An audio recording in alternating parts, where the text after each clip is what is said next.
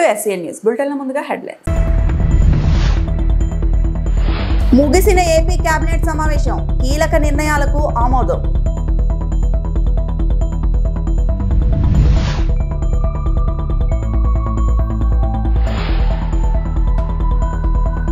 నిండుకుండల సాగర్ జలాశయం 4 గేట్లు ఎత్తి నీటి విడుదల.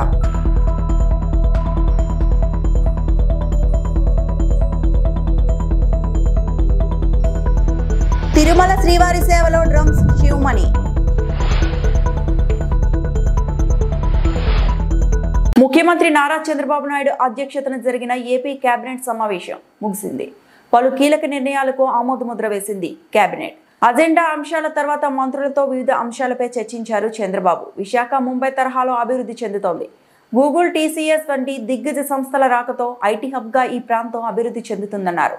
పెట్టుబడులకు ఆమోదంతో పాటు సంస్థలు గ్రౌండ్ అయ్యేలా మంత్రులు బాధ్యత తీసుకోవాలని స్పష్టం చేశారు.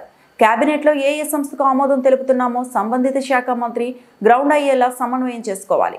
ఎంతో కష్టపడి రాష్ట్రానికి పెద్ద ఎత్తున పెట్టుబడులు తెస్తున్నప్పుడు రాజకీయంగానూ వాటి ఫలాలు ప్రజలకు అర్థమయ్యేలా చెప్పాల్సిన బాధ్యత ఉంటుందన్నారు ముఖ్యమంత్రి నారా చంద్రబాబు నాయుడు.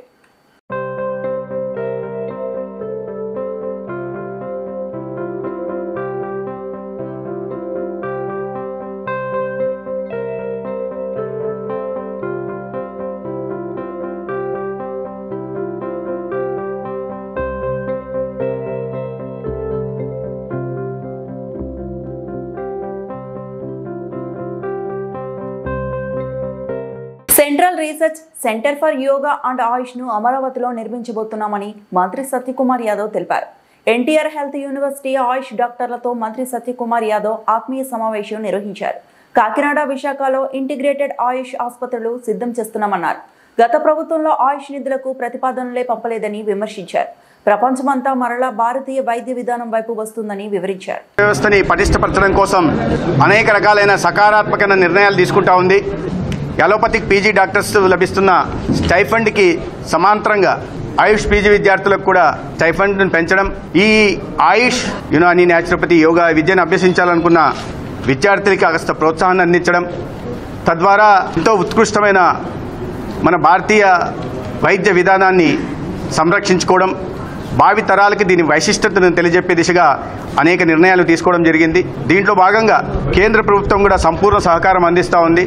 ఈ ఆర్థిక సంవత్సరంలో స్టేట్ యాన్యువల్ యాక్షన్ ప్లాన్ కింద దాదాపు 166 కోట్లని మంజూరు చేయడం జరిగింది.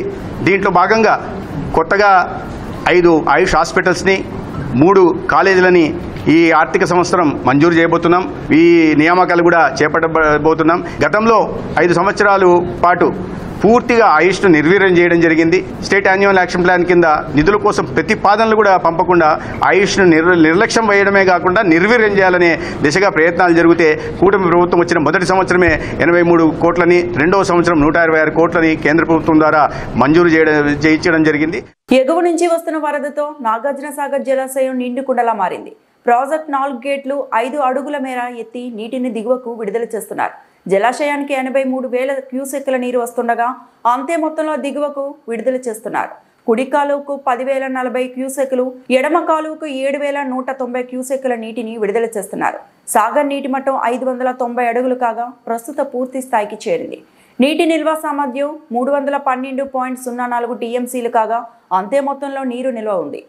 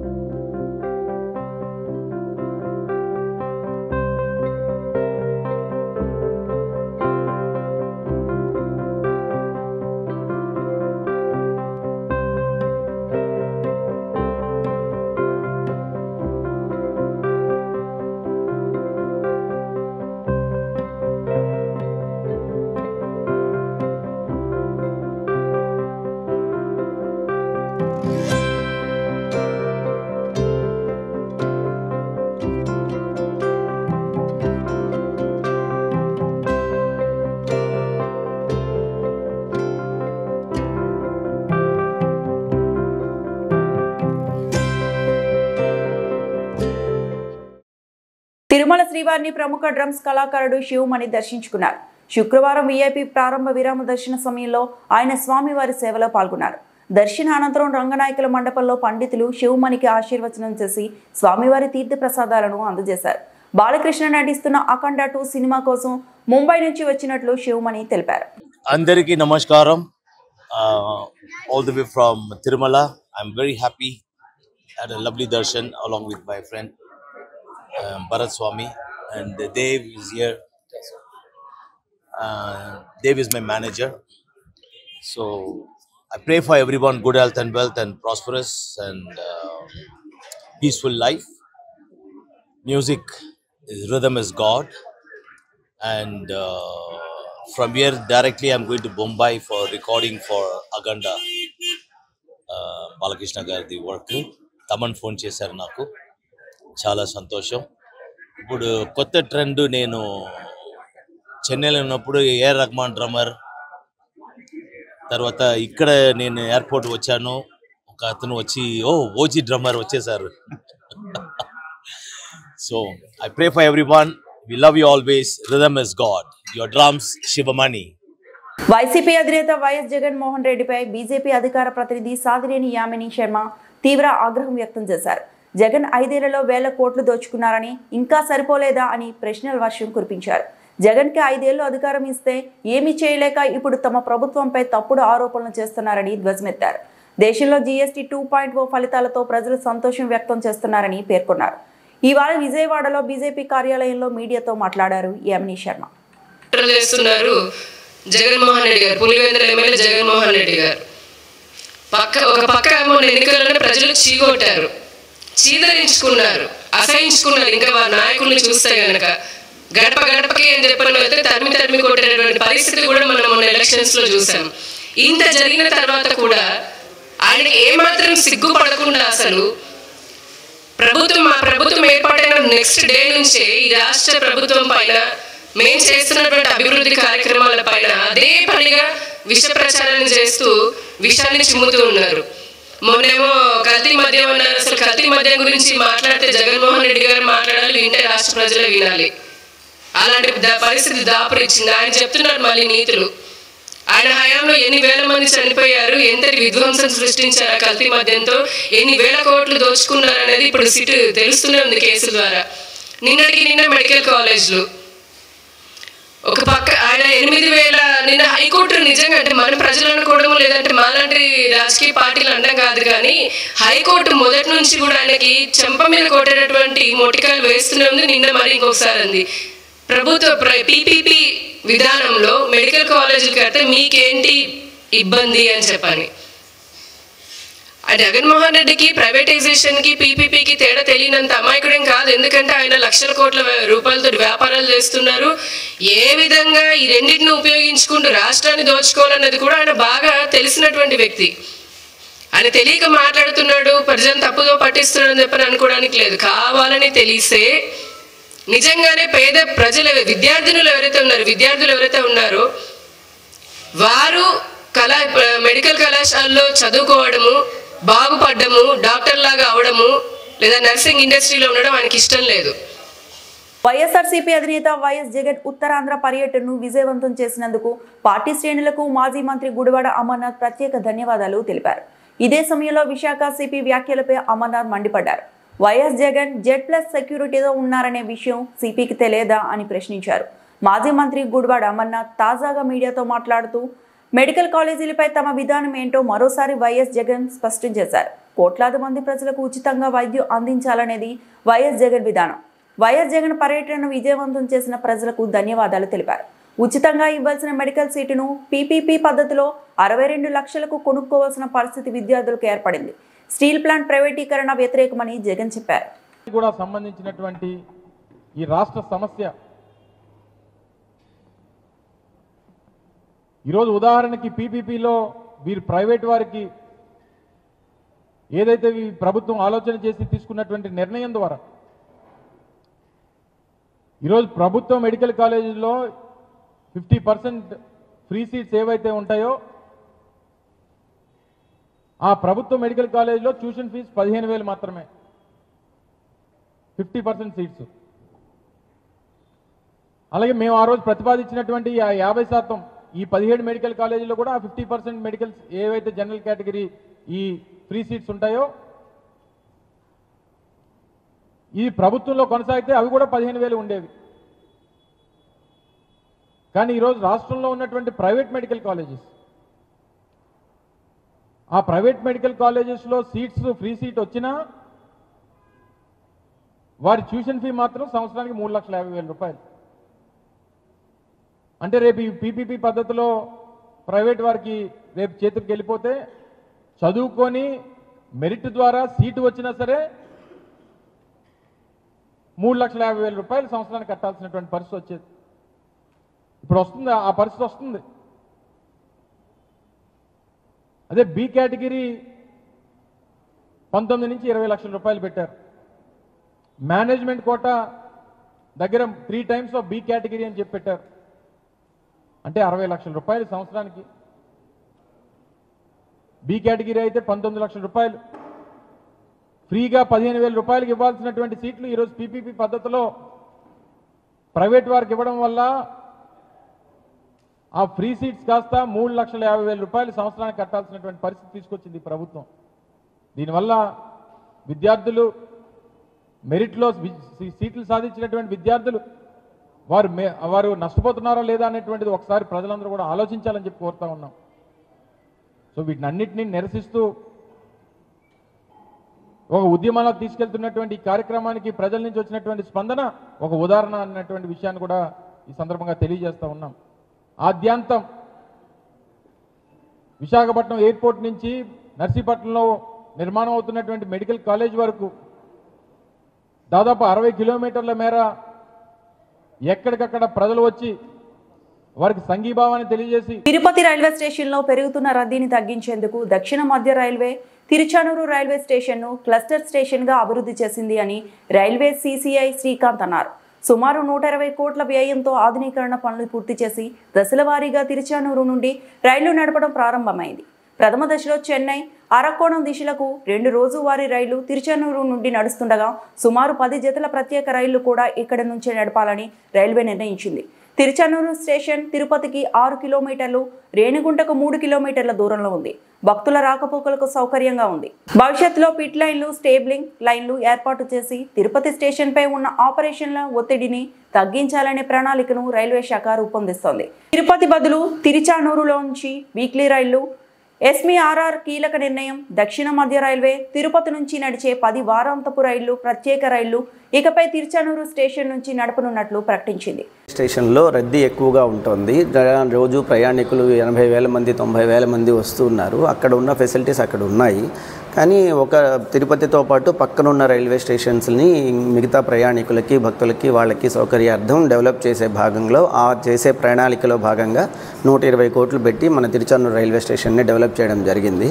సో ఇది ఎందుకు ఎంచుకున్నారంటే ఇది మనకి అన్ని చోట్లకి వెళ్ళడానికి అవకాశం, రోడ్ కన్వేయన్స్ బాగా ఉంది. ఇటు నుంచి ఇట్లా మంగళం రైట్ సైడ్ నుంచి ఇట్లా తిరుపతిలోకి వెళ్ళక్కర్లేకుండా కొండ మీదకి వెళ్ళే అవకాశము ఉంది. సో రైల్వే జాగాలో ఉండడం వల్ల దీన్ని డెవలప్ చేసే స్టేజెస్ నెక్స్ట్ స్టేజెస్లో ఫేజెస్లో బాగా డెవలప్ చేస్తారు. సో ఇప్పుడు ఈ చిన్న ముందు 2 ట్రైన్లు రన్ అవుతున్నాయి. తర్వాత అలాగే ఇప్పుడు ప్రజెంట్ 5 ట్రైన్లు, 5 పెయిర్స్ ఆఫ్ ట్రైన్స్ వారానికి ఒకటి జాల్నా నుంచి, నాందేడ్ నుంచి, సికింద్రాబాద్ నుంచి దేశంలో ఎక్కడెక్కడికి వెళ్తాయి ట్రైన్స్ అనే దాంట్లో నెక్స్ట్ ఫేజెస్లో వాటిని కూడా డెవలప్ చేసి ట్రైన్లను రన్ చేయడం జరుగుతుంది. సో దీనికి తదనుగుణంగా మనకి వచ్చే మిగతా ఫెసిలిటీస్ అన్నీ వస్తాయి. సో ఇక్కడ అటువైపు ఏమో స్టేబిలింగ్ లైన్లు, పిట్ లైన్లు, క్యారేజ్ రిపేర్ షాప్ వైపు పెట్టుకోవాలని నిర్ణయించారు. ఇటుపక్క ఇంకా డెవలప్ చేసి స్టాండ్లు, కన్వేయన్స్ మిగతావన్నీ ఇటుపక్క జనరేట్ చేసి రాను ఒక్కొక్క ఫేజ్లో తిరుచానూరు రైల్వే స్టేషన్ రాబోయే 20-30 సంవత్సరాల్లో బాగా డెవలప్ చేసి ప్రయాణికులకి అందుబాటులో తీసుకొస్తారు. The master mind high school వద్ద తల్లిదండ్రులు ధర్నా నిర్వహించారు. నల్గొండ జిల్లా కేంద్రంలో గత కొన్ని రోజుల క్రితం స్కూల్ బస్సు కింద పడి చనిపోయిన చిన్నారి స్కూల్లో సీజ్ చేసిన విద్యాశాఖ అధికారులు. సీజ్ చేయడంతో పిల్లలను తల్లిదండ్రులు వేరే పాఠశాలలో విద్యార్థులను చేర్పించే ప్రయత్నం. విద్యా సంవత్సరం ముగింపు దశలో ఉన్న పాఠశాలలో చేర్పించుకోకపోవడం లేదని తల్లిదండ్రులు ఆవేదన వ్యక్తం చేశారు.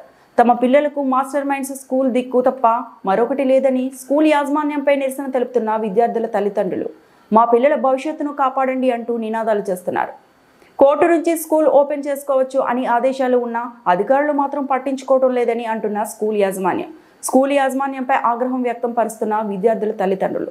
మాస్టర్ మైండ్ స్కూల్స్ని రీఓపెన్ చేసి పిల్లల భవిష్యత్తు కాపాడాలని కోరుకుంటున్న విద్యార్థుల తల్లిదండ్రులు. స్కూల్ ముందలే బైఠాయించిన విద్యార్థుల తల్లిదండ్రులు. విషయం అయితే ఇప్పుడు అధికారుల దృష్టికి తీసుకొచ్చారు. కోర్టు నుంచి మనకు ఆర్డర్ కూడా వచ్చింది. సో ఆర్డర్ ప్రకారము మరి అధికారులే ఓపెన్ చేయాలి. వాళ్ళు ఎప్పుడు ఓపెన్ చేస్తారో దానికోసం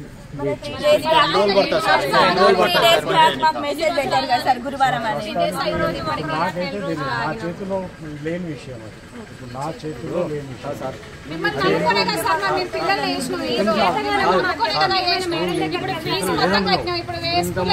ఒక అమ్మాయి కోసం ఇంతమంది ఇప్పుడు బలి చేయాలి చెప్పండి. ఇప్పుడు ఫోన్ చేస్తే చేస్తుంది. ఇప్పుడు ఎక్కడ మా ఇబ్బంది పర్మిషన్ వచ్చిన తర్వాత ఎందుకు సార్ ఇంకా స్కూల్ ఓపెన్ ఎందుకు కావట్లేదు? ఓపెన్ చేయాలని మేము ప్రయత్నం చేస్తున్నాం. ఓపెన్ చేయాలి, విద్యార్థులందరికీ వాళ్ళకి కావాల్సినటువంటి విద్యను అందించాలి అనే విధంగానే మేము ప్రయత్నం చేస్తున్నాం. సో ఆ ప్రయత్నంలో మరి మేము ప్రతి ఆఫీస్ని మేము టచ్ చేశాము. ప్రతి అధికారిని కలిసాము. వాళ్ళకు ఇవ్వాల్సిన రిక్విజిషన్స్ అన్నీ ఇచ్చాము. ఇప్పుడు మా చేతుల్లో ఏం లేదు, ఎందుకంటే సీజ్ అయింది కాబట్టి. ఎవరైతే సీజ్ చేశారో అధికారులు వాళ్ళే వచ్చి ఓపెన్ చేయాలి కాబట్టి. సో మా చేతుల్లో అయితే మీ చేతుల్లో లేదంటారు. మరి ఇప్పుడు పిల్లలు ఎక్కడ పోవాలి?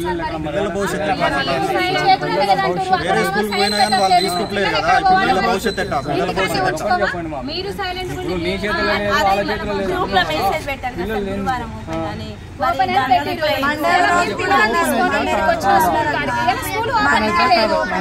ఇప్పుడు మేము ఎక్కడ పోవాలి? మరి పిల్లలు స్టడీ అయిపోయింది.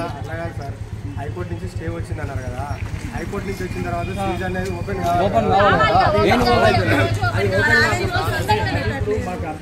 ఓపెన్ కాకుండా మనకు సైన్ పెట్టవలసిన వాళ్ళు ఎవరు పెడతలేదు.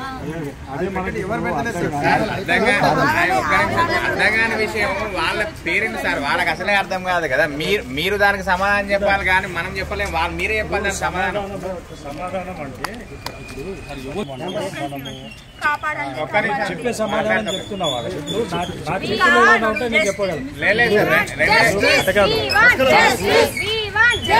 కాపాడండి కాపాడండి కాపాడండి కాపాడండి కాపాడండి కాపాడండి కాపాడండి పిల్లల భవిష్యత్తు కాపాడండి. కాపాడండి కాపాడండి పిల్లల భవిష్యత్తు కాపాడండి. కాపాడండి కాపాడండి పిల్లల భవిష్యత్తు కాపాడండి. కాపాడండి కాపాడండి పిల్లల భవిష్యత్తు కాపాడండి. కాపాడండి కాపాడండి పిల్లల భవిష్యత్తు కాపాడండి. ఆదిలాబాద్ రూరల్ మండలం ఆశోదలో గంజాయి సాగు చేస్తున్న మేత్రం భుజంగరావు అనే వ్యక్తి పొలంపై పోలీసులు దాడులు నిర్వహించారు. ఈ దాడిలో 160 గంజాయి మొక్కలను స్వాధీనం చేసుకున్నారు. గంజాయి పండించడం, అక్రమంగా రవాణా చేయడం వంటి అసాంఘిక కార్యకలాపాలకు పాల్పడితే కఠిన చర్యలు తప్పవని డీఎస్పీ జీవన్ రెడ్డి స్పష్టం చేశారు. ఈ ఘటనపై మరింత సమాచారం వెల్లడి కావాల్సి ఉంది. తేదీ 8/10/2025 రోజున Adilabad rural PS SI Vishnuvardhan వచ్చిన సమాచారం మేరకు ఆదిలాబాద్ రూరల్ పిఎస్ లిమిట్స్లో గల అశోద గ్రామ శివారులో మేస్రం భుజంగరావు అనే ఒక వ్యక్తి తన యొక్క పట్టా భూమిలో గంజాయి కల్టివేషన్ చేస్తున్నారని సమాచారం వచ్చింది. వెంటనే ఆదిలాబాద్ రూరల్ ఎస్ఐ టీంతో పాటు అక్కడికి వెళ్ళడం జరిగింది. అక్కడ అగ్రికల్చర్ ఆఫీసర్ సమక్షంలో సెర్చ్ చేయగా 160 గంజాయి మొక్కలు, దీనిలో 3 ఫీట్లవి 6, 4 ఫీట్లవి 40, 5 ఫీట్లవి 107, 6 ఫీట్లవి 6, 7 ఫీట్లది 1, అంటే 3 ఫీట్ల నుంచి 7 ఫీట్ల వరకు టోటల్ 160 గంజాయి ప్లాంట్స్ కల్టివేషన్ చేయడం జరిగింది. ఇతడు మేస్రం భుజంగరావు అనే వ్యక్తి తన యొక్క భూమిలో కాటన్ మరియు కంది ఈ 2 పంటల మధ్యలో అంతర్ పంటగా ఈ గంజాయి సీక్రెట్గా పండించడం జరుగుతుంది. దీన్ని గవర్నమెంట్ పంచుల సమక్షంలో 160 గంజాయి ప్లాంట్లను సీజ్ చేసుకొని దర్యాప్తు ఆదిలాబాద్ రూరల్ సిఐ పనిందరు టేకప్ చేయడం జరిగింది. దీనిలో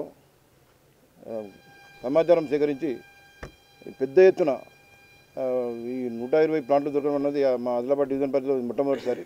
ఇంత గంజాయి కల్టివేషన్ చేస్తున్న వ్యక్తిని అరెస్ట్ చేసి పెద్ద ఎత్తున గంజాయి ప్లాంట్లను పట్టుకున్నందుకు గౌరవ మా SP Shri Akhil Mahajan IPS garu, Adilabad rural CI Panindar, SI Vishnuvardhan, సహకరించిన కానిస్టేబుల్ మంగళ్ సింగ్, విఠల్, సురేష్ మరియు ఆదిలాబాద్ రూరల్ పోలీస్ సిబ్బందిని అభినందించడం జరిగింది. మా యొక్క విజ్ఞప్తి ఏంటంటే రైతులు కానీ ఇంకెవరైనా కానీ లీజ్ తీసుకున్న వాళ్ళు కానీ మీరు పంటల మధ్యలో ఈ గంజాయి పండిస్తే గంజాయి కేసు నమోదు చేయడంతో పాటు మీకు ప్రభుత్వం నుంచి వస్తున్న రైతు భరోసా కూడా ఆగిపోతుంది. ఇప్పుడు ఇతనిపై మేము రైతు భరోసా ఆపాలని చెప్పి గౌరవ కలెక్టర్ గారికి మేము లెటర్ పంపడం జరుగుతుంది. చాలామంది ఇలా గంజాయి ఫీల్డ్లలో పండించిన వారి యొక్క రైతు భరోసా ఇంతకుముందు ఆగడం జరిగింది. మేము రైతులకు కానీ లీజు తీసుకొని పంటలు పండించే వ్యక్తులకు కానీ మా యొక్క కోరిక ఏంటంటే ఎట్టి పరిస్థితుల్లో చట్ట వ్యతిరేకంగా ఈ గంజాయి పండించకండి. గంజాయి పండిస్తే మీకు ప్రభుత్వం నుంచి వచ్చే ఏవి బెనిఫిట్స్ రావు. రైతు భరోసా కంప్లీట్గా ఆగిపోతుంది. మళ్ళీ కేసులు నమోదవుతాయి. పట్టాదారులు కూడా మీ భూమిని ఇతరులకు కౌలుకి ఇచ్చినప్పుడు ఆ కౌలుదారు ఎవరైనా ఈ విధంగా గంజాయి పండిస్తే ఆ కౌలుదారుతో పాటు ఓనర్లపై కూడా కేసులు నమోదు. ఈ వార్తలు ఇంతటితో సమాప్తం.